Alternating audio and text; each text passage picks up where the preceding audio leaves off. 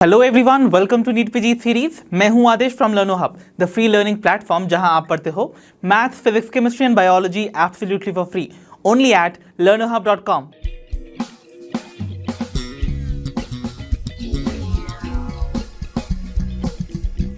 तो बच्चों, आज के सेशन में मैं आपके लिए लेकर आया हूं the previous year question from the chapter chemical coordination and integration. So बच्चों, क्लास 11th बायोलॉजी का ये लास्ट चैप्टर से पिछले 7 सालों में कैसे क्वेश्चंस पूछे जाते हैं, आज के सेशन में हम मिलकर डिस्कस करेंगे और प्रैक्टिस करेंगे उन क्वेश्चंस को। So without wasting much of your precious time, let's get started.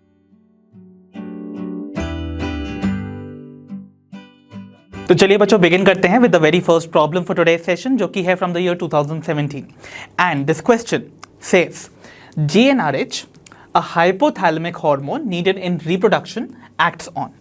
So इस क्वेश्चन के अकॉर्डिंग बोला जा रहा है GnRH, which stands for the gonadotropin releasing hormone। याद है आप सभी को? So बेसिकली ये जो gonadotropin releasing hormone है, ये सिक्रीट होता है by the hypothalamus, इसीलिए ये एक हाइपोथैलेमिक हार्मोन है और इसकी रिक्वायरमेंट होती है इन द रिप्रोडक्शन प्रोसेस। अब पूछा जा रहा है कि ये हार्मोन किस पर्टिकुलर टारगेट ऑर्गन पर एक्ट करता है। ठीक है, चलो ऑप्शन देखते हैं। ऑप्शन ए के अकॉर्डिंग बोला जा रहा है anterior pituitary gland and it stimulate secretion of LH and FSH। सो देखो क्या बोला जा रहा है, जो GnRH है अकॉर्डिंग टू ऑप्शन ए बोला जा रहा है it acts on the anterior lobe of the pituitary gland और वहां पर जाकर ये स्टिमुलेट करता है secretion of hormones like LH and FSH। I hope आपको इन दो हॉर्मोन्स की फुल फॉर्म पता होंगे। LH stands for luteinizing hormone and FSH stands for the follicle stimulating hormone. So क्या ये एंटीरियर लोब ऑफ पिट्यूटरी पे एक्ट करके इन दो हार्मोन्स का सिक्रीशन करवाता है, या अकॉर्डिंग टू ऑप्शन बी ये पोस्टीरियर पिट्यूटरी ग्लैंड पर एक्ट करता है और वहां पर स्टिमुलेट करता है secretion of oxytocin and FSH को, या ऑप्शन सी के अकॉर्डिंग ये पोस्टीरियर पिट्यूटरी ग्लैंड पर एक्ट करता है और स्टिमुलेट करता है secretion of LH and relaxin hormone को, या ऑप्शन डी के अकॉर्डिंग एंटीरियर पिट्यूटरी ग्लैंड पर ही एक्ट करता है बट स्टिमुलेट करता है secretion of LH and oxytocin hormone. So इसके लिए आपको सिंपल चीज़ें जो है याद रखनी है और अगर आपने कॉन्सेप्ट अराउंड सेशंस देखे हैं तो आपको पता होंगे। तो ना, अगर हम यहाँ पर बात कर रहे हैं किसकी, द हाइपोथैलेमिक हार्मोन GnRH की। सो GnRH, if I do it like this is let's suppose GnRH, जिसको किसने सिक्रीट किया, हाइपोथैलेमस ने। तो इसको एक काम करते हैं, हम यहाँ पर इसको प्रॉपर तरीके से दिखाने की कोशिश करेंगे। सो लेट्स सपोज ये हमारा हाइपोथैलेमस मैंने लिख दिया, इस हाइपोथैलेमस ने रिलीज किया GnRH which is the gonadotropin releasing hormone. Okay, now ये जो गोनाडोट्रोपिन रिलीजिंग हार्मोन है, इसका टारगेट आपको अभी तक दिख गया होगा। यहाँ पर दोनों ही ये जितने भी ऑप्शन दिखाए जा रहे हैं उनमें या तो एंटीरियर या फिर पोस्टीरियर पिट्यूटरी ग्लैंड के बारे में बात की जा रही है। दैट मीन्स इसका जो टारगेट ऑर्गन है it is going to be the pituitary gland. So now अगर मैं इसको पिट्यूटरी ग्लैंड को दिखा दूं something like this, you'll see. So if you see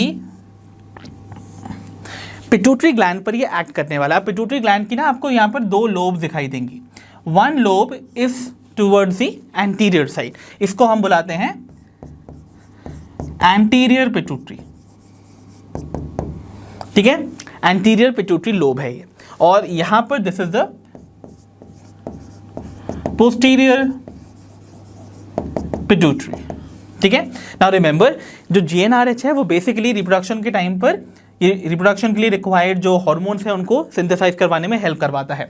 सो ये बेसिकली एक्ट करेगा on the anterior lobe of pituitary. ठीक है, तो उसका टारगेट ऑर्गन क्या हो गया, anterior lobe of the pituitary gland, और ये पिट्यूटरी ग्लैंड से दो हॉर्मोन्स का सिक्रीशन करवाता है। ठीक है, कौन कौन से वो हॉर्मोन्स हैं, they are going to be the luteinizing hormone and the follicle stimulating hormone. ये दोनों हार्मोन्स जो हैं they are called gonadotropins because ये गोनाड्स यानी कि primary sex organs, in case of suppose male है तो क्या होगा, द टेस्टिस पर एक्ट करेगा, और फीमेल्स के केस में उनके गोनाड्स यानी कि ओवरीज पे एक्ट करते हैं और वहां पर कुछ चेंजेस लाते हैं जो कि रिक्वायर्ड है फॉर द रिप्रोडक्शन प्रोसेस। इसका मतलब क्या हुआ, यहाँ पर GnRH is going to act on the anterior lobe of pituitary और स्टिमुलेट करेगा secretion of LH and FSH। इसका मतलब हमारा जो करेक्ट आंसर है वो कौन सा होना चाहिए, ऑप्शन ए इटसेल्फ। तो ऑप्शन ए में भी याद रखिए एंटीरियर पिट्यूटरी की बात हो रही थी और यहाँ पर LH और FSH का ये सिक्रीशन स्टिमुलेट कर रहा है। बट ऑप्शन डी को भी देख लो, एंटीरियर पिट्यूटरी ग्लैंड की तो बात हो रही थी और यहाँ पर LH का सिक्रीशन तो ठीक था, बट ऑक्सीटोसिन का सिक्रीशन जो है वो एंटीरियर लोब ऑफ पिट्यूटरी नहीं करती है, it is done by the posterior lobe, right. तो इसीलिए ये वाला ऑप्शन रॉन्ग हो जाता, और पोस्टीरियर लोब ऑफ पिट्यूटरी पे तो जीएनआरएच एक्ट ही नहीं करता है ना। ओके, सो हमारा जो राइट आंसर है, आई होप आपको समझ में आ गया होगा कि क्यों ऑप्शन ए करेक्ट आंसर होगा। तो बच्चों, let us see another problem from the year 2017, और ये क्वेश्चन क्या बोल रहा है, let us try to understand. Hyper secretion of the growth hormone in adults does not cause further increase in the height because, अब आपको याद रखना है, देखो पूछा क्या जा रहा है कि अगर किसी अडल्ट में ग्रोथ हार्मोन का ओवर सिक्रीशन होने लगे, हाइपर सिक्रीशन होने लगे, तब भी उन अडल्ट्स में कोई भी फर्दर इंक्रीज नहीं देखने को मिलता है हाइट में। ओके, अब ऐसा क्यों, इसके पीछे का रीजन आपको इन ऑप्शंस में से फाइंड करना है। सो ऑप्शन ए के अकॉर्डिंग बोला जा रहा है दी एपिफाइसियल प्लेट्स क्लोज आफ्टर एडोलेसेंस। क्या एडोलेसेंस आते आते जो एपिफाइसियल प्लेट्स हैं वो क्लोज हो जाती हैं, जिसकी वजह से फर्दर इंक्रीज इन हाइट नहीं देखने को मिलता है। या ऑप्शन बी के अकॉर्डिंग बोन्स लूज कर देती हैं that sensitivity to growth hormones in adults. तो क्या अडल्ट स्टेज में जो बोन्स हैं वो रिस्पॉन्ड करना बंद कर देती हैं टू द ग्रोथ हार्मोन्स। या फिर ऑप्शन सी के according muscle fibres do not grow in size after birth. तो क्या ऑप्शन सी के अकॉर्डिंग बोला जा रहा है जो आफ्टर बर्थ जो है मसल फाइबर्स यानी कि जो मसल सेल्स होते हैं उनकी साइज में कोई इंक्रीमेंट या नहीं देखने को मिलता है, कोई इंक्रीज नहीं देखने को मिलता है इस वजह से। या ऑप्शन डी के अकॉर्डिंग जो ग्रोथ हार्मोन्स हैं they become inactive in the adults, कि अडल्ट स्टेज आते आते ये ग्रोथ हार्मोन्स ही इनएक्टिव हो जाते हैं। इनमें से कौन सा रीजन आपको लगता है is going to justify the fact जो इस क्वेश्चन में पूछा गया है? कम ऑन, ये चीज़ भी मैंने आपको बताई हुई है मेरे कॉन्सेप्ट एड ऑन सेशन में। तो मैंने आपको बताया हुआ था कि आपको जो लॉन्ग बोन्स होती हैं उनके एंड्स पे और उनके एक स्पेसिफिक रीजन में, let us try to imagine this. So imagine करो this is a bone, fine. Bone के अंदर ये इसका हॉलो वाला पोर्शन मैंने लेट सपोज ड्रॉ कर दिया, ठीक है। अब आप यहां देखो, आपको ना बोन के एंड पे एक कार्टिलेज देखने को मिलता है, राइट, और एक कार्टिलेज की आपको प्लेट देखने को मिलती है ओवर हियर। इस प्लेट को हम क्या बुलाते थे, क्या याद है किसी को? यस, इसी को हम बुलाते हैं दी एपीफाइसियल प्लेट। तो दिस इज दी एपीफाइसियल प्लेट, ठीक है ना। अब देखो ये एपीफाइसियल प्लेट करता क्या है, ये एपीफाइसियल प्लेट नए सेल्स को ऐड करता जाता है। बेसिकली ये कार्टिलेज की प्लेट बनी हुई है, राइट। तो दिस इज अ कार्टिलेज। तो यहां पर प्रेजेंट जो कॉन्ड्रोसाइट्स हैं यानी कि कार्टिलेज सेल्स हैं वो नए सेल्स को ऐड करते जाते हैं in this direction. So new cartilage cells are added in the in this particular direction, while जो पुराने कार्टिलेज सेल्स नीचे की तरफ प्रेजेंट है वो यहां पर ऑसिफाई हो जाते हैं। That means they get converted into the bone cells, तो वो बोन्स में कन्वर्ट हो जाते हैं। सो यहां पर आप देखोगे ऑसिफिकेशन आकर करता है,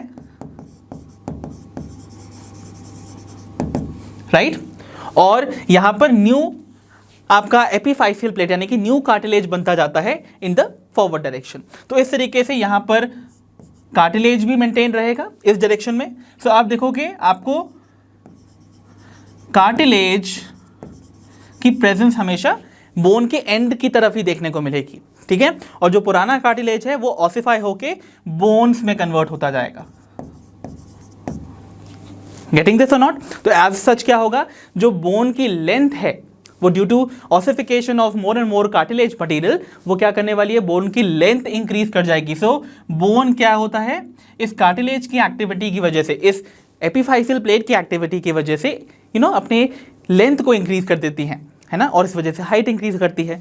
बट एडोलेसेंस के एज आते आते, जैसे विमेन के केस में 14 ईयर्स ऑफ एज और जो बॉयज़ हैं उनके केस में आप कह सकते हो 16 ईयर्स ऑफ एज तक ये जो एपीफाइसियल प्लेट है ये क्लोज हो जाती है, ये बंद हो जाती है। Okay, it completely gate ossified. और इस वजह से क्या होता है, इसी वजह से आप देखोगे जो फर्दर इंक्रीमेंट है, increment in the length of the bones वो बंद हो जाएगा under the effect of the growth hormone. और इसीलिए आप देखते हो एक सर्टेन एज के बाद, एडोलेसेंस के बाद आप फाइंड करते हो देयर इज नो आपको कोई भी विजिबल इंक्रीमेंट नहीं देखने को मिलता है in the height of the individual.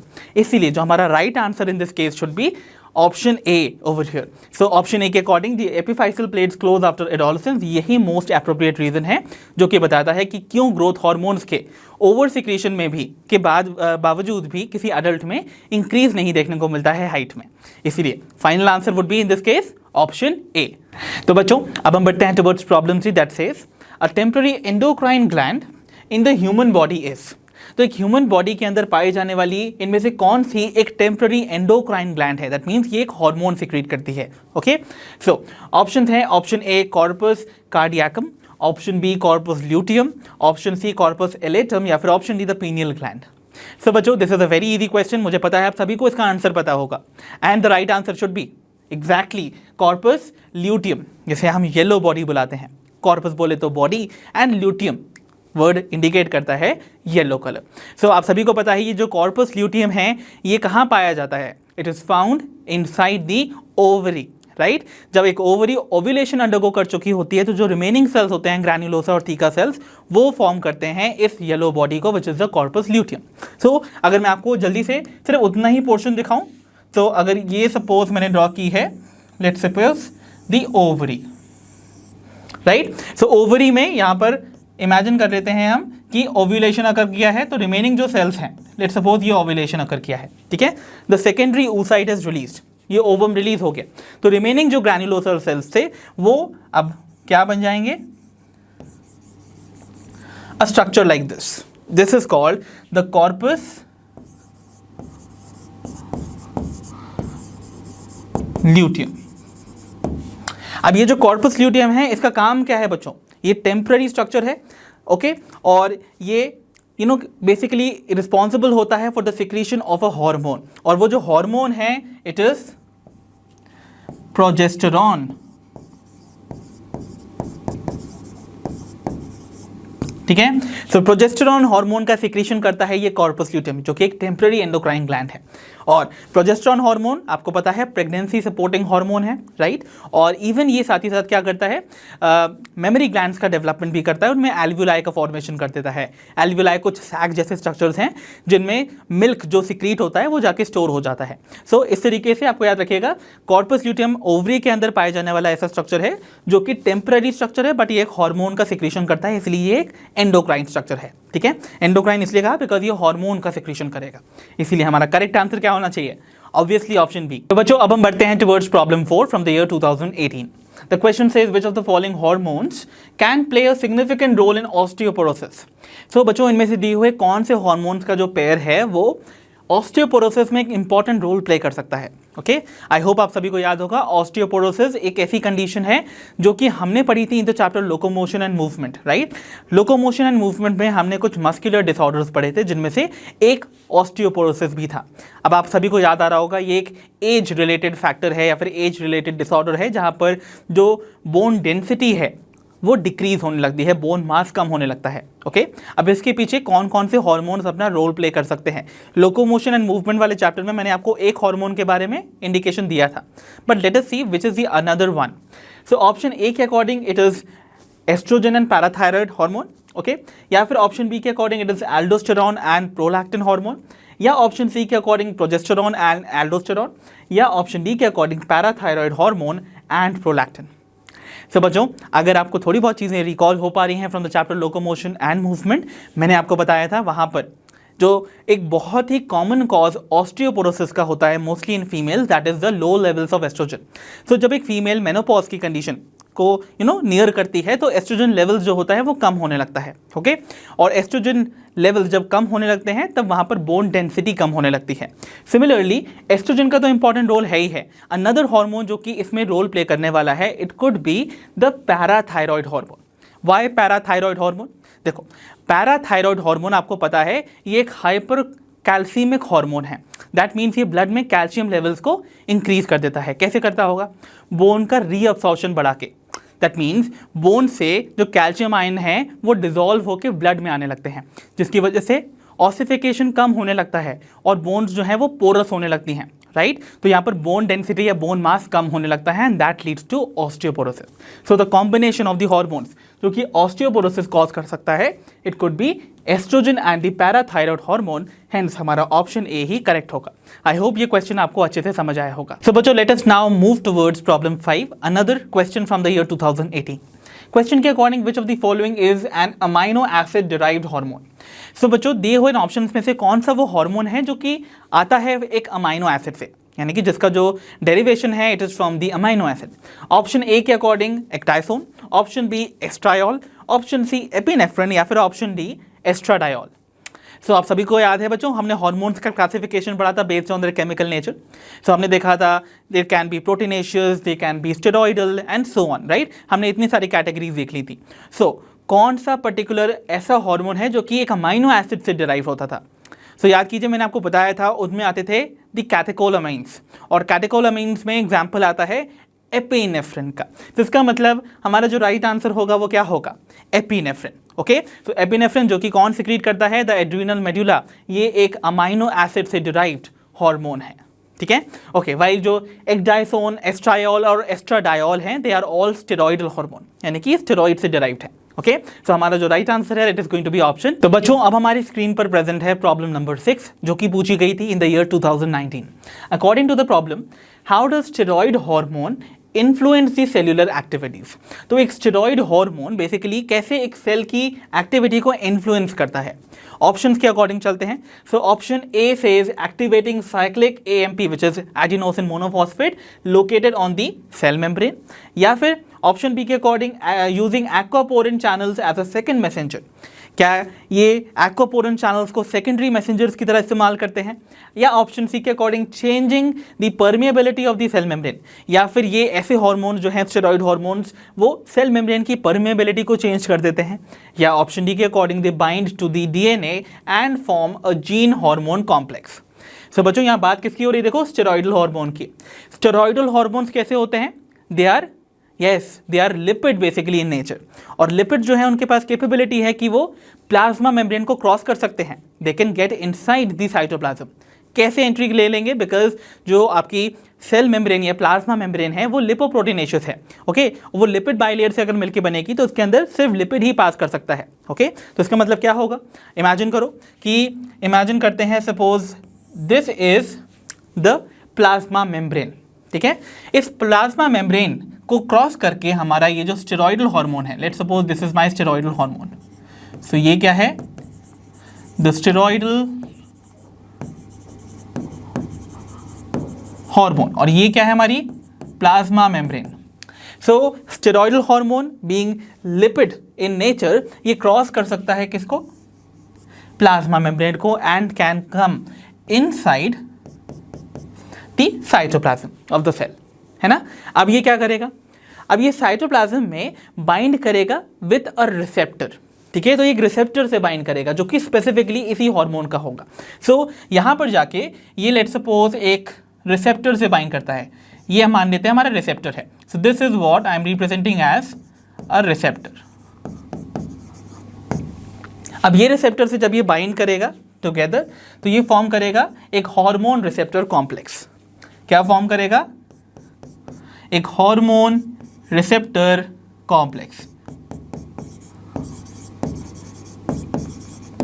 Now ये हार्मोन रिसेप्टर कॉम्प्लेक्स एंटर कर सकता है इस पर्टिकुलर सेल के न्यूक्लियस के अंदर। ओके, सो इमेजिन करते हैं कि मैंने ड्रॉ कर ली है ये हमारी न्यूक्लियर मेम्ब्रेन, ठीक है। तो ये हार्मोन रिसेप्टर कॉम्प्लेक्स इस पर्टिकुलर न्यूक्लियर मेम्ब्रेन के अंदर जाकर डीएनए के एक स्पेसिफिक रीजन से बाइंड कर जाएगा। तो this is what, this is our piece of DNA. इसको मैं ब्लैक कर देता हूं for our reference. So this is our DNA. So DNA से ये जाके डीएनए और डीएनए के एक स्पेसिफिक रीजन से जाके ये बाइंड कर जाएगा। तो कैसे बाइंड करेगा? इसको मैं आप शॉर्टली ऐसे बना देता हूं। तो ये जाके ऐसे बाइंड कर जाएगा, ये हार्मोन, ये रिसेप्टर, ये बाइंड कर गया एक specific part of the DNA या फिर जीन से, और फर्दर अब आपको पता है ये जो डीएनए है ये अंडरगो करेगा ट्रांसक्रिप्शन में आपको पता है डीएनए जो है अपनी इंफॉर्मेशन को एक एमआरएनए के फॉर्म में कन्वर्ट कर देता है, और ये एमआरएनए जाके कहाँ रिलीज होता है, it comes out of the nucleus into the cytoplasm और फॉर्म करता है सर्टेन प्रोटीन्स को जो कि इस हार्मोन के इफेक्ट को डिस्प्ले करेंगे। ठीक है, तो बेसिकली आपने क्या देखा, ये कैसे एक्ट कर रहा है, it is acting by binding to the DNA and forming a gene hormone complex. इसीलिए जो हमारा राइट आंसर होगा it should be option D in this case. I hope ये क्वेश्चन भी आपको क्लियरली समझ आया होगा। तो चलिए बच्चों बढ़ते हैं टुवर्ड्स प्रॉब्लम 7 जो कि एक match the following type question है। अब इस क्वेश्चन को अगर हम ध्यान से पढ़ें, it says match the following hormones with their respective diseases. तो लिस्ट 1 में आपको कुछ हार्मोन्स दे रखे हैं और लिस्ट 2 में सर्टेन डिजीजेस। आपको लिस्ट 1 के हार्मोन को उनकी कंसर्न डिजीज से मैच करवाना है। अब ये जो डिजीज है वो उस हार्मोन के हाइपर सिक्रीशन या हाइपो सिक्रीशन दोनों में से किसी से हो सकती है। ठीक है, चलो लिस्ट 1 में we have the very first hormone which is insulin. Insulin जिसको पैंक्रियास के beta cells of islet of Langerhans secrete करते हैं, राइट। सो याद रखिएगा इंसुलिन की कमी से जो डिजीज बहुत कॉमनली देखने को मिलती है, it is diabetes. But which type of diabetes, हमने तो 2 टाइप की डायबिटीज पढ़ी थी when we were studying the chapter. So diabetes एक मेलिटस होता था और डायबिटीज इंसिपिडस दूसरा होता था। मेलिटस वर्ड बताता था कि वहाँ पर मेलिटस वर्ड जो है it relates to the word honey, है ना, तो वो आपको पता चल रहा होगा कि यहाँ पर कुछ शुगरी सब्सटेंस जो है वो रिलीज हो जाएगा फ्रॉम द बॉडी। और जो डायबिटीज इंसिपिडस है उसमें भी आप देखोगे इंसिपिडस वर्ड का मतलब होता है टेस्टलेस, राइट। तो बेसिकली इंसुलिन जो है वो क्या करता है, बॉडी में जो ब्लड शुगर लेवल्स है, जो ब्लड का जो शुगर लेवल्स है ना उसको ये लोअर करता था। अब इसकी अगर कमी होने लगेगी तो क्या होगा, ब्लड शुगर लेवल्स हाई रहने लगेंगे बॉडी फ्लूइड्स में, और इतनी ज़्यादा high levels of blood sugar रहने लगती है ब्लड में कि वो एक्सेस जो शुगर होती है वो यूरिन में निकल जाती है, पास आउट हो जाती है। तो एज सच जो यूरिन है इट टेस्ट स्वीट, इसीलिए इस कंडीशन को हम डायबिटीज मेलिटस बुलाते हैं, because mellitus word means sweet like a honey, है ना। सो इंसुलिन जो है it is going to match with this one, while diabetes insipidus occur करता है जब बॉडी में एक हार्मोन जिसका नाम है वासोप्रेसिन या फिर दूसरा नाम कह सकते हो है एंटी डायूरेटिक हार्मोन की डेफिशिएंसी हो जाती है। ये हार्मोन क्या करता है, वाटर का रीअब्जॉर्प्शन करवाता है फ्रॉम दी किडनी। ओके, तो किडनी ट्यूब्यूल्स में वाटर का रीअब्जॉर्प्शन और आयंस का बैलेंस करता है। अब इसकी कमी होने लगेगी तो यहाँ पर क्या होगा, एक्सेस ऑफ वाटर जो है वो यूरिन में से रिलीज हो जाएगा। तो यहाँ पर डाईयूरेसिस हो जाता है, वाटर का डाइल्यूट डाइल्यूट फॉर्म में यूरिन का रिलीज होने देखने को मिलता है, but there is no sugar, इसीलिए दैट टेस्ट बेसिकली टेस्टलेस। तो इसीलिए जो टेस्टलेस होती है फिर कोई टेस्ट नहीं होता है, इसलिए द वर्ड इंसिपिडस उसको यहाँ पर रिप्रेजेंट करता है। ओके, तो इसीलिए diabetes insipidus is concern with the deficiency of ADH hormone और diabetes mellitus deficiency of insulin hormone. I hope ये बात क्लियर हुई होगी। नेक्स्ट हमारे पास है थायरॉक्सिन हार्मोन। तो थायरॉक्सिन की कमी से क्या होता है भाई, गॉइटर, है ना। तो थायरॉक्सिन हार्मोन की कमी से जो थायराइड ग्लैंड हैं वो बेसिकली एनलार्ज हो जाते हैं, leading to the condition called the goiter. ठीक है, then we have corticoids. Corticoids I hope आप सभी को याद होगा, ये हार्मोन्स हैं ऑफ द एड्रीनल कॉर्टेक्स। ठीक है, सो इनमें से कौन सी कंडीशन जो है वो कॉर्टिकॉइड्स की डेफिशिएंसी से या फिर ओवर सिक्रेशन की वजह से आकर करती है, सोचो। यहाँ पर ऑप्शन हमारे पास बचे हैं acromegaly, Addison disease and diabetes insipidus. Imagine, so आपको याद रखना है कॉर्टिकॉइड्स की कमी से होती है एडिसन्स डिजीज। ठीक है, क्यों, क्योंकि बेसिकली यहाँ पर कार्बोहाइड्रेट का जो मेटाबॉलिज्म है वो यहाँ पर हैम्पर हो जाता है जब कॉर्टिकॉइड्स की कमी होती है। तो इसी वजह से आप याद रखिएगा कॉर्टिकॉइड्स की कमी की वजह से जो कार्बोहाइड्रेट मेटाबॉलिज्म में आपको डिफेक्ट देखने को मिलता है उसकी वजह से एक डिजीज अकर करती है which is called the Edison's disease. And lastly हमारे पास है ग्रोथ हार्मोन्स। तो ग्रोथ हार्मोन्स आप सभी को पता है, ग्रोथ हार्मोन्स जो है अगर हाइपर सिक्रीशन हो उसका, सो जाइजेंटिज्म देखने को मिलता है और एक और कंडीशन देखने को मिलती है जहाँ पर बॉडी में डिफॉर्मिटीज अकर कर जाती हैं, है ना। फेशियल डिफॉर्मिटीज भी खास करके देखने को मिलती हैं in a disease called acromegaly, something like this. तो आपने देखा ए आइटम मैच कर रहा था with the fifth one. A fifth में कहाँ मैच कर रहा है, ऑप्शन ए में और सी में। इसका मतलब बी और डी ऑप्शन तो करेक्ट हो नहीं सकते, है ना। फिर उसके बाद हमने देखा था थायरॉक्सिन मैच कर रहा है विद द फोर्थ वन। तो देखो थायरॉक्सिन फोर्थ से कहाँ मैच कर रहा है, ओनली ऑप्शन ए में, सी में नहीं कर रहा है ना, इसीलिए हमारा जो राइट आंसर है वो ऑप्शन ए ही होगा, ना कि ऑप्शन सी। तो देखो यहाँ पर सी वाला हमारा देखो कहाँ मैच कर रहा है with the first one, C first से यहाँ मैच कर ही रहा है, and D with the third one जो कि यहाँ पर है ही। इसीलिए the right answer in this case must be option A. I hope this question is very clear to all of you. तो बच्चों चलिए बढ़ते हैं टुवर्ड्स प्रॉब्लम नंबर 8। अब इस प्रॉब्लम में देखिए क्या बोला जा रहा है, it says to choose the correct option. ये क्वेश्चन है फ्रॉम द ईयर 2020। नाउ देखो स्टेटमेंट्स आपको दे रखी हैं from option A to D. आइए एक एक स्टेटमेंट को करेक्टली रीड करें और केयरफुली रीड करने के बाद पहचानना है कौन सी स्टेटमेंट करेक्ट इन्फॉर्मेशन को कन्वे कर रही है। पहला जो स्टेटमेंट है, it says glucagon is associated with hypoglycaemia. So क्या ग्लूकागॉन हाइपोग्लाइसीमिया से एसोसिएटेड है? ओके, वर्ड हाइपोग्लाइसीमिया का मतलब आई होप आप सभी जानते होंगे। देखो मैंने इसको ब्रेक करके आपको इसका मीनिंग भी बताया था। हाइपो बोले तो लेस, ग्लाई word is always associated with the term the glucose और द शुगर, ईमिया वर्ड ब्लड से रिलेटेड है। दैट मीन्स यहाँ पर कौन सी कंडीशन बताई जा रही है? लो ब्लड शुगर लेवल्स की, है ना। तो क्या low blood sugar levels glucagon की वजह से अकर करता है? सोचो ग्लूकागॉन। अब अगर आपको याद होगा ग्लूकागॉन वो हार्मोन है जो कि पैनक्रियाज सिक्रीट करते हैं, राइट। नाउ पैनक्रियाज बेसिकली दो हार्मोन सिक्रीट करते थे, इंसुलिन एंड ग्लूकागॉन। और आपको पता है जो शुगर्स हैं बॉडी के अंदर वो दो फॉर्म्स में मिलती हैं। एक तो रेडिली यूटिलाइजेबल फॉर्म है which is called the glucose, जो कि आपकी नॉर्मली बॉडी फ्लूइड्स में या फिर ब्लड में पाई जाती है, राइट। और दूसरा फॉर्म ऑफ द शुगर, इसी ग्लूकोज का जो कन्वर्जन है वो हो जाता है अनदर फॉर्म ऑफ शुगर में विच इज द ग्लाइकोजन, जो कि कहाँ बनता है और कहाँ स्टोर होता है? In the liver. So body में दो ही फॉर्म्स में ये ग्लूकोज या शुगर जो है वो कन्वर्ट होती रहती है, एक ग्लूकोज से ग्लाइकोजन में और ग्लाइकोजन से ग्लूकोज में, ठीक है।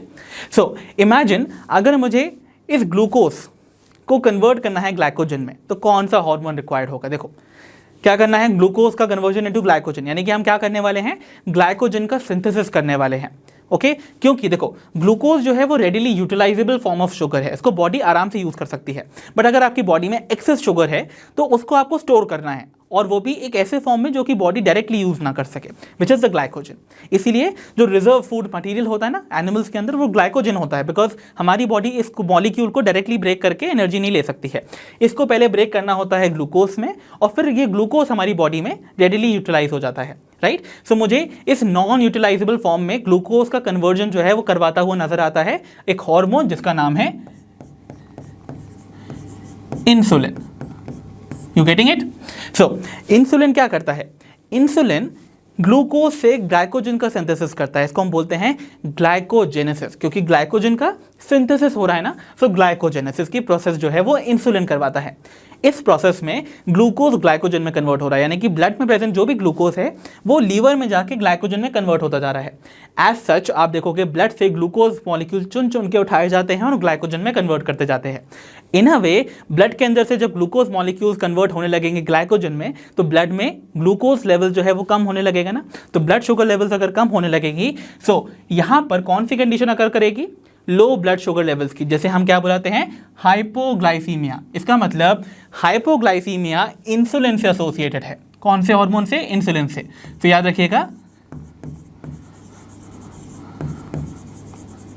Hypoglycaemia is associated with the insulin hormone, but यहां मेंशन है glucagon which is totally wrong, ठीक है। बिकॉज जो दूसरा काम यहां पर ग्लूकागॉन करने वाला है ना वो यहां है। देखिए ग्लूकागॉन क्या करता है? ग्लाइकोजन का कन्वर्जन कर देता है in the form of glucose जब बॉडी में ब्लड शुगर लेवल्स कम हो। सो ये काम कौन करने वाला है? ग्लूकागॉन, जो कि क्या कर रहा है? ग्लाइकोजन को तोड़ के बना रहा है, सोचो, ग्लूकोज को। तो इसको हम क्या बुलाएंगे? यहां पर ग्लाइकोजन का ब्रेकडाउन हो रहा है ना, तो इसको हम बुलाएंगे ग्लाइकोजेनोलाइसिस, है ना। तो यहां पर ग्लाइकोजन जो है उसका लाइसिस हो रहा है, ब्रेकडाउन हो रहा है to form the glucose. As such जो स्टोर्ड फॉर्म ऑफ ग्लाइकोजन है जब वो ब्रेक होकर ग्लूकोज में कन्वर्ट होगा तो वो ब्लड में रिलीज होता जाएगा, और इन अ वे ब्लड में शुगर लेवल जो है वो क्या करने लगेगी? इंक्रीज करने लगेगी। और ब्लड में जब हाई शुगर लेवल्स रहने रहती हैं तो इस कंडीशन को हम क्या बुलाएंगे? Hyperglycaemia. So hyperglycaemia associated होता है with the glucagon. So glucagon से एसोसिएटेड जो है वो हाइपोग्लाइसीमिया नहीं है, हाइपरग्लाइसीमिया है, ठीक है। सेकेंडली अगर हम देखें ऑप्शन बी के अकॉर्डिंग, ग्लूकोकॉर्टिकॉइड स्टिमुलेट ग्लूकोनियोजेनेसिस, ये करेक्ट आंसर है। देखो जो ग्लूकोकॉर्टिकॉइड्स हैं ऐसे cortical hormones of the adrenal cortex जो ग्लूकोज के मेटाबॉलिज्म को रेगुलेट करते हैं उन्हें हम ग्लूकोकॉर्टिकॉइड्स बुलाते हैं। और ग्लूकोकॉर्टिकॉइड जो हैं वो ग्लूकोनियोजेनेसिस करते हैं, दैट मीन्स नए ग्लूकोज का फॉर्मेशन करते हैं फ्रॉम नॉन कार्बोहाइड्रेट सोर्सेज से।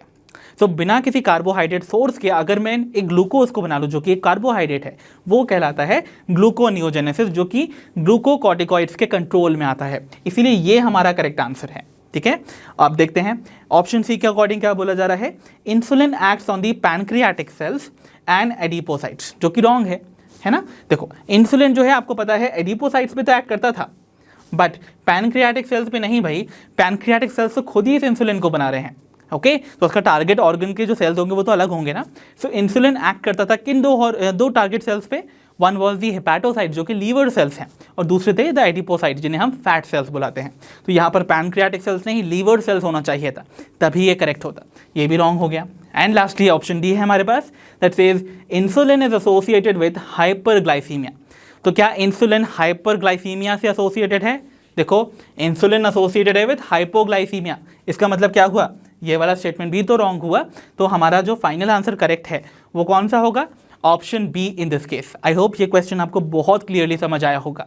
सो बच्चों next we have is problem 9 from the year 2020, that is again a match the following type question. अब इस क्वेश्चन में बोला जा रहा है to match the following columns and select the correct option. Column 1 में आपको कुछ आइटम दे रखे हैं विच आर सर्टेन ग्लैंड्स, और कॉलम 2 में उनसे एसोसिएटेड कुछ डिजीजेस हैं जिनको आपको करेक्टली मैच करना है और फाइंड करना है right answer in the options given below. ठीक है, चलो कॉलम 1 का पहला आइटम है पिट्यूटरी ग्लैंड।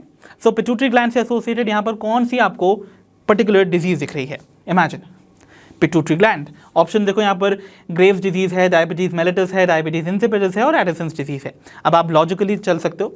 देखो डायबिटीज इंसिपिडस की अगर मैं यहाँ पर बात करने जा रहा हूँ, देखो पिट्यूटरी ग्लैंड से एक्चुअली में यहाँ पर ये मैच करना चाहिए diabetes insipidus, because diabetes insipidus occur करता है due to the deficiency of anti diuretic hormone which is the ADH hormone, जिसे हम वासोप्रेसिन बुलाते हैं। और इस वासोप्रेसिन को कौन सिक्रीट करता था, the posterior lobe of pituitary, है ना। तो पोस्टीरियर पिट्यूटरी का सिक्रीशन होता है एडीएच, और उसकी कमी हो जाती है तो डायबिटीज इंसिपिडस होता है। इसीलिए पिट्यूटरी ग्लैंड से should match this particular one which is the diabetes insipidus. So A match करना चाहिए थर्ड से। देखो कहाँ कहाँ कर रहा है, ऑप्शन ए में और ऑप्शन डी में, वाइल ऑप्शन बी एंड सी कहाँ पर हम यहाँ पर एलिमिनेट कर सकते हैं। देन थायराइड ग्लैंड की बात करते हैं। थायराइड ग्लैंड, थायराइड ग्लैंड को यहाँ पर हम किससे मैच कर सकते हैं, सोचो।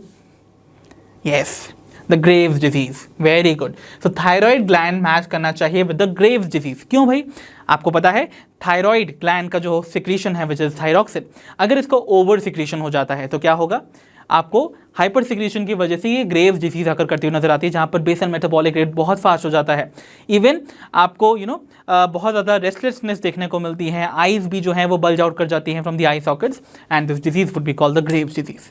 Okay, so the B item should match with the first one. So B first से कहाँ मैच कर रहा है, ओनली ऑप्शन डी में, इसका मतलब ऑप्शन डी ही करेक्ट है, ऑप्शन ए भी रॉन्ग हो गया, है ना। चलो वेरीफाई करते हैं बाकी के ऑप्शंस को।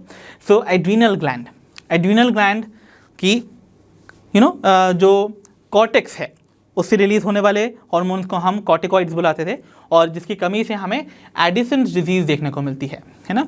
तो यहाँ पर C should match with the fourth one, खरीद रहा है। एंड पैनक्रियास के जो बीटा सेल्स हैं आइलेट ऑफ लैंगरहैंस के, वो प्रोड्यूस करते हैं इंसुलिन हार्मोन, जिसकी कमी से डायबिटीज मेलिटस अकर करती है। सो यहाँ पर D should match with the second one. तो इसका मतलब हमारा ऑप्शन डी ही राइट आंसर है। सो आई होप आपको इस क्वेश्चन को करने में बहुत मजा आया होगा और आप सभी के आंसर करेक्ट भी आए होंगे। तो चलो बच्चों अब हम बढ़ते हैं प्रॉब्लम 10 पर, which is from the year 2022। The question says which of the following are not the effects of parathyroid hormone. So बच्चों pay attention to this word, it is a key word. Okay, तो देखो यहाँ बोला जा रहा है इनमें से कौन से पर्टिकुलर जो आपको इफेक्ट्स दे रखे हैं वो पैराथायरॉयड हार्मोन के इफेक्ट्स नहीं हैं। ओके, अदरवाइज अगर आप इस वर्ड को मिस कराओगे तो आप अपना आंसर गलत कराओगे।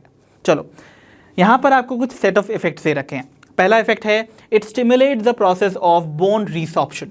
सो क्या पैराथायरॉयड हार्मोन बोन रिसॉर्प्शन की प्रोसेस को स्टिमुलेट करता है? बोन रिसॉर्प्शन बोले तो बोन का डिसोल्यूशन है ना, उसका डिसॉल्व होना, क्या ये स्टिमुलेट कर देता है? Definitely yes.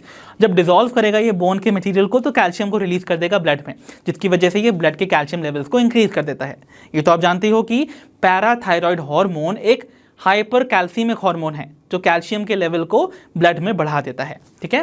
सो ये वाला जो पर्टिकुलर इफेक्ट है this is perfectly correct one, यानी कि ये पैराथायराइड हार्मोन का इफेक्ट है, बट हमें तो फाइंड करना था उस वाले को जो कि नहीं है। इसका मतलब इसको मुझे एलिमिनेट करना पड़ेगा, ठीक है। फिर देखते हैं बी ऑप्शन को, that says decreases calcium levels in the blood. So ये जो इफेक्ट है वो बोल रहा है कि पैराथायराइड हार्मोन कैल्शियम लेवल्स को ब्लड में डिक्रीज कर देता है, बट मैंने तो आपको बोला कि पैराथायराइड हार्मोन एक हाइपर कैल्सीमिक हार्मोन है जो कि ब्लड में कैल्शियम लेवल्स को बढ़ा देता है। तो इसका मतलब ये इफेक्ट पैराथायराइड हार्मोन का नहीं है और इसी को मुझे फाइंड करना है। इसके आगे एक छोटा सा टिक लगा लो, ठीक है। चलो पढ़ते हैं अपने थर्ड इफेक्ट पे, reabsorption of calcium ions by renal tubules. So बच्चों, क्या कैल्शियम आयन का जो रीअब्जॉर्प्शन है वो रीनल ट्यूब्यूल से पैराथायराइड हार्मोन करवाता है? जी हाँ, तो रीनल ट्यूब्यूल से कैल्शियम आयन का ये रीअब्जॉर्प्शन बढ़ा देता है, जिसकी वजह से अगेन ब्लड में कैल्शियम लेवल बढ़ जाता है। तो इसका मतलब ये पैराथायराइड हार्मोन का एक इफेक्ट है ना, बट हमें तो इसको फाइंड ही नहीं करना है, हमें तो उसको फाइंड करना है जो कि इफेक्ट नहीं है, इसीलिए इसको भी कर दो एलिमिनेट। बात करते हैं डी वाले इफेक्ट की, that says it decreases the absorption of calcium ions from the digestive food. So जो डाइजेस्टेड फूड है उससे ये कैल्शियम आयन का डाइजेशन या अब्जॉर्प्शन जो है उसको कम कर देता है, जो कि रॉन्ग है। In fact parathyroid hormone digested food में से कैल्शियम आयन के अब्जॉर्प्शन को बढ़ा देता है, इसीलिए ये एक इफेक्ट नहीं हुआ ना पैराथायराइड हार्मोन का।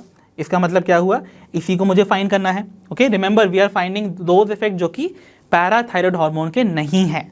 ओके, देन ई वाले को देखते हैं। It says increases the metabolism of carbohydrates. So क्या ये पैराथायराइड हार्मोन कार्बोहाइड्रेट मेटाबॉलिज्म को इंक्रीज करता है? आपको पता है पैराथायराइड हार्मोन का कार्बोहाइड्रेट मेटाबॉलिज्म से कोई लेना देना नहीं है। ये काम होता है ग्लूकोकॉर्टिकॉइड्स का या फिर कॉर्टिकॉइड हार्मोन्स का, जो कि एड्रिनल कॉर्टेक्स सिक्रीट करते हैं। तो इसका मतलब ये भी इफेक्ट नहीं है। अगर ये इफेक्ट नहीं है, ओके, तो अगर ये इफेक्ट नहीं है आपके पैराथायराइड हार्मोन का, दैट मीन्स ये एक करेक्ट सेट में आने वाला है हमारे। तो इसका मतलब इसको भी हम टिक लगा लेते हैं। तो जिन पे हमने टिक लगाए हैं वो सभी वो इफेक्ट्स हैं जो कि पैराथायराइड हार्मोन के नहीं हैं, जिसे हमें फाइंड करना था। तो करेक्ट सेट कौन सा हुआ? बी, डी और ई वाला। तो कौन से ऑप्शन में बी, डी एंड ई को बताया जा रहा है right one? It is option B itself. इसीलिए हमारा जो राइट आंसर होगा it must be option B. So बच्चों, next we have is problem 11 from the year 2022. Now इस क्वेश्चन के अकॉर्डिंग देखिए क्या बोला जा रहा है। It says given below are two statements. One is labeled as assertion A and the other one is labeled as reason R. तो assertion and reason type question है। assertion को रीड कर लेते हैं, reason को रीड कर लेते हैं। पहले तो assertion says FSH, which is the follicle stimulating hormone, which interacts with the membrane bound receptors, does not enter the target cell. जो कि परफेक्टली करेक्ट है। देखो, जो फॉलिकल स्टिमुलेटिंग हार्मोन है वो मेम्ब्रेन पे बाउंड यानी कि प्लाज्मा मेम्ब्रेन पे प्रेजेंट अपने टारगेट सेल के प्लाज्मा मेम्ब्रेन पे बाउंड रिसेप्टर से जाके बाइंड करता है, और इसी वजह से ये जो FSH है वो टारगेट सेल के अंदर नहीं जाता है। तो आपने देखा था ना FSH इसी तरह से एक्ट करता था, हमने पूरा मैकेनिज्म ऑफ हार्मोनल एक्शन देखा था। तो ये सेकेंडरी मैसेंजर जनरेट करवाता है और उसके थ्रू अपना जो फिजियोलॉजिकल इफेक्ट है उसको कैरी आउट करता है। तो ये स्टेटमेंट तो परफेक्टली करेक्ट है। अब रीजन देखो क्या बोल रहा है। It says binding of the follicle stimulating hormone to its receptor generates a second messenger which is cyclic AMP, that is cyclic adenosine monophosphate, for its biochemical and physiological responses. तो ये statement भी correct है कि जब FSH अपने receptor से bind करता है मेम्ब्रेन पे, तो वो जनरेट करता है एक सेकेंड मैसेंजर को inside the membrane, okay, on the inner side of the membrane. और ये सेकेंड मैसेंजर जो कि एक साइक्लिक एडेनिन मोनोफॉस्फेट है, वो जाके साइटोप्लाज्म में इस फिजियोलॉजिकल और बायोकेमिकल इफेक्ट्स को कॉज करता है जो कि FSH करवाना चाहता है। ये भी करेक्ट है, दोनों स्टेटमेंट करेक्ट तो हैं। बट क्या आपको लगता है ये जो रीजन है वो असर्शन का करेक्ट आंसर होगा? जिसमें असर्शन में बोला जा रहा है कि भाई एक FSH जो है वो प्लाज्मा मेम्ब्रेन को क्रॉस करके अपने टारगेट सेल के अंदर नहीं जाता है। उसने आगे की प्रोसेस तो बता दी बच्चों इस रीजन ने, बट ये नहीं बताया कि क्यों एक फॉलिकल स्टिमुलेटिंग हार्मोन एंटर नहीं करता है टारगेट सेल के अंदर। बिकॉज उसको एंट्री लेने के लिए क्या रिक्वायरमेंट होना चाहिए? उसको क्रॉस क्या करना चाहिए? प्लाज्मा मेम्ब्रेन को, जो कि मेजरली लिपिड से मिलकर बना है, और FSH जो है वो एक लिपिड हार्मोन नहीं है, इसीलिए वो उसको क्रॉस नहीं कर पाता है। और कहाँ एंटर नहीं कर पाता है? साइटोप्लाज्म के अंदर। दैट इज द रीजन ये प्लाज्मा मेम्ब्रेन के आउटर साइड पे लगे रिसेप्टर से बाइंड करके और एक सेकेंड मैसेंजर जनरेट करवाता है इनसाइड द साइटोप्लाज्म, जो कि इसका काम करता है। तो ना एंट्री ले पाने का जो रीजन है in the target cell, it is the non lipid nature of the FSH। Okay जो कि यहाँ मेंशन ही नहीं है रीजन में। तो हम कह सकते हैं both assertion and reason are correct but the reason is not the correct explanation of the assertion. So यहाँ पर देखो, सो बोला जा रहा है ऑप्शन सी में both assertion and reason are correct but R is that is reason is not the correct explanation of the assertion, and ये हमारा करेक्ट आंसर होना चाहिए in this particular case. I hope ये question आपको clearly समझ आया होगा। So बच्चों next we have is problem 12 from the year 2023। The question says which of the following are not under the control of thyroid hormone. सो इनमें से कौन से वो पर्टिकुलर इफेक्ट्स हैं जो कि थायराइड हार्मोन प्रोड्यूस नहीं करते हैं, ठीक है। Pay attention to this keyword, हाँ ओके। सो यहाँ पर आपको ए से लेकर ई तक सर्टेन इफेक्ट्स से रखें, वी हैव टू फाइंड इनमें से कौन से इफेक्ट्स थायराइड हार्मोन के नहीं हैं। चलो पहला है maintenance of the water and the electrolyte balance. तो भाई क्या वाटर एंड इलेक्ट्रोलाइट का बैलेंस मेंटेन करना थायराइड हार्मोन के इफेक्ट में आता है? जी हाँ, हमने थायराइड हार्मोन के सर्टेन मोर इफेक्ट्स पढ़े थे और उनमें से हमने देखा था वाटर और इलेक्ट्रोलाइट्स का मेंटेनेंस भी थायराइड हार्मोन करता है, बट हमें तो फाइंड करना था उसको जो कि नहीं होता है, यानी कि जो थायराइड हार्मोन नहीं करता है, इसीलिए हमें इसको यहाँ पर करना पड़ेगा एलिमिनेट। बढ़ते हैं नेक्स्ट वाले इफेक्ट पे, that says regulation of basal metabolic rate, जो कि आप सभी को पता है बेसल मेटाबॉलिक रेट का रेगुलेशन जो है वो एक्सक्लूसिवली थायराइड हार्मोन के अंडर आता है ना, बीएमआर को ही रेगुलेट करता है। अब ये करता है इसीलिए इसको हमें एलिमिनेट करना पड़ेगा, है ना, okay. Then we have the C1 that says normal rhythm of the sleep wake cycle, जो कि आपको पता है ये इफेक्ट थायराइड हार्मोन का नहीं है, it is the effect of the hormone melatonin. So melatonin hormone जो है वो हमारी normal rhythm of the sleep wake cycle को मेंटेन करता है। तो ये वो इफेक्ट है जो कि थायराइड हार्मोन नहीं करता है, इसीलिए हमें इसके आगे टिक लगाना पड़ेगा। चलो next is development of the immune system. So क्या ये डेवलपमेंट ऑफ इम्यून सिस्टम करता है? सोचो सोचो, जी नहीं, हमने कोई भी ऐसा इफेक्ट नहीं पढ़ा था थायराइड हार्मोन में जहां पर वो कह रहा हो कि ये हार्मोन इम्यून सिस्टम को डेवलप करता है। तो इसका मतलब इसके आगे भी हम एक टिक लगा लेते हैं, है ना। देन वी हैव ऑप्शन या फिर जो हमारा इफेक्ट ई है that says it supports the process of RBC formation. तो रेड ब्लड सेल्स के फॉर्मेशन यानी कि एरिथ्रोपोएसिस की प्रोसेस को ये क्या करता है? सपोर्ट करता है। याद करो मैंने थायराइड हार्मोन के जब मैंने आपको इफेक्ट्स पढ़ाए थे उनमें इस बात पे एम्फसाइज किया था कि ये एरिथ्रोपोएसिस यानी कि आरबीसीज के फॉर्मेशन में अपना इंपॉर्टेंट रोल ऐसे प्ले करता है सच दैट ये सपोर्ट करता है इस प्रोसेस को। तो इसका मतलब ये भी इफेक्ट थायराइड हार्मोन का है ना, इसलिए हमें इसको भी एलिमिनेट करना पड़ता। सो हमारे पास कौन कौन से वो इफेक्ट्स मेंशन हैं जो कि थायराइड हार्मोन के अंडर में नहीं आते हैं? It is the C and the D1। तो देखो कौन से ऑप्शन में सी एंड डी को मेंशन किया हुआ है? ऑप्शन बी को, इसीलिए हमारा जो राइट आंसर होगा वो कौन सा होने वाला है? Option B in this case. I hope आपको ये क्वेश्चन भी क्लियरली समझ आया होगा। तो चलिए बच्चों अब हम फाइनली पहुंच चुके हैं towards the last problem of today's session, और ये है प्रॉब्लम नंबर 13 जो कि नीट 2023 मणिपुर में पूछा गया था। तो यहाँ पर आपको दो स्टेटमेंट दे रखी हैं, स्टेटमेंट 1 एंड 2, जिनको आपको रीड करने के बाद बताना है कौन सी स्टेटमेंट करेक्ट है और कौन सी इनकरेक्ट। चलो statement 1 says parathyroid hormone acts on the bones and stimulates the process of bone resorption, जो कि करेक्ट स्टेटमेंट है। पैराथायरॉयड हार्मोन एक हाइपर कैल्सीमिक हार्मोन है, कैल्शियम लेवल्स को इंक्रीज करता है ब्लड में, कैसे करेगा? बोन्स को डिसॉल्व करवा के, यानी कि बोन का रिसॉर्प्शन करवा के, इसीलिए ये स्टेटमेंट तो करेक्ट है, ठीक है। चलो स्टेटमेंट 2 देखते हैं। It says the parathyroid hormone along with the thyrocalcitonin, okay, plays a significant role in carbohydrate metabolism. So parathyroid hormone साथ मिलके किसके? थायरोकैल्सिटोनिन के, जो कि कौन बनाता है? The thyroid gland. इन दो हार्मोन्स टुगेदर जो हैं वो सिग्निफिकेंट रोल प्ले करते हैं कार्बोहाइड्रेट के मेटाबॉलिज्म में? जी नहीं, ये रोल प्ले करते हैं in maintaining the metabolism of calcium, है ना, दोनों ही कैल्शियम से एसोसिएटेड हैं। तो कार्बोहाइड्रेट मेटाबॉलिज्म नहीं, कैल्शियम के मेटाबॉलिज्म से इनका एसोसिएशन है। कार्बोहाइड्रेट मेटाबॉलिज्म में कॉर्टिकॉइड, ग्लूकोकॉर्टिकॉइड्स का रोल होता है ना। तो इसका मतलब यहाँ पर स्टेटमेंट 2 जो है वो रॉन्ग है। तो आपको उस ऑप्शन को फाइंड करना है जो बोल रहा है statement 1 is correct but statement 2 is incorrect. सोचो कौन सा होगा। तो यहाँ पर दे ही रखा है पहले ही ऑप्शन में that statement 1 is correct but statement 2 is false. इसका मतलब हमारा जो राइट आंसर है वो क्या होने वाला है? Option A itself. So I hope most of you यहाँ पर इस ऑप्शन पे ही आए होगे। दैट मीन्स आप सभी का यही आंसर करेक्ट आना चाहिए। ओके, सो आई थिंक यहाँ तक किसी को कोई प्रॉब्लम नहीं होगी इस क्वेश्चन में। तो इसी के साथ हमारा जो सेशन है आज का PYQ सेशन वो एंड होता है। सो बच्चों, these were all the PYQs from the chapter chemical coordination and integration. I hope इस चैप्टर के सारे PYQs जो मैंने आज के सेशन में आपको डिस्कस करवाए वो आपको क्लियरली समझ आए होंगे।